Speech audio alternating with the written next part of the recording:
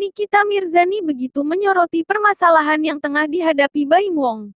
Karena memarahi kakek 70 tahun bernama Suhut Arif.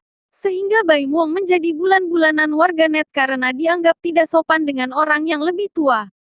Namun pada saat bersamaan, video lawas Nikita Mirzani memarahi ojek online, ojol, kembali ramai dibicarakan. Bahkan ada yang menuding sikapnya sama seperti dengan Baim Wong. Terkait hal itu Nikita Mirzani angkat suara. Ia tak mau permasalahannya disamakan dengan pemilik nama asli Muhammad Ibrahim.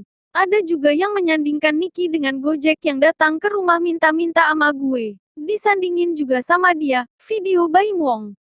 Lu gila ya, itu yang datang 60 orang, lo pikir rumah gue tempat penampungan? Bedain lah, ungkap Nikita Mirzani. Di kawasan Petukangan Selatan, Jakarta Selatan, belum lama ini. Penggemar Baim Wong, Nikita Mirzani menduga perbandingan tidak masuk akal tersebut dilakukan oleh para penggemar Baim Wong.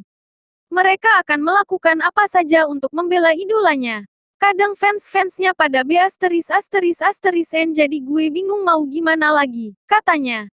Senang, mantan istri Siri Dipolatif tak mau ambil pusing dengan hal tersebut. Yang pasti dirinya senang melihat Baim Wong dicibir oleh warganet. Gue sih turut happy dengan adanya kejadian ini ya. Semoga semua mata netizen, mata masyarakat Indonesia bisa menerima kenyataan bahwa dia seburuk itu, kata Nikita Mirzani. Marahi ojol. Nama Nikita Mirzani sempat menjadi sorotan publik, karena marah dan mengusir puluhan pengemudi ojol yang menyatroni rumahnya pada pertengahan 2020. Saat itu tersiar kabar Nikita Mirzani akan membagikan tips ke ojol sebesar Rp 1 juta. Karena kabar tersebut, rumah Nikita Mirzani langsung digeruduk oleh ojol yang ingin mendapatkan uang di tengah kesulitan ekonomi karena pandemi.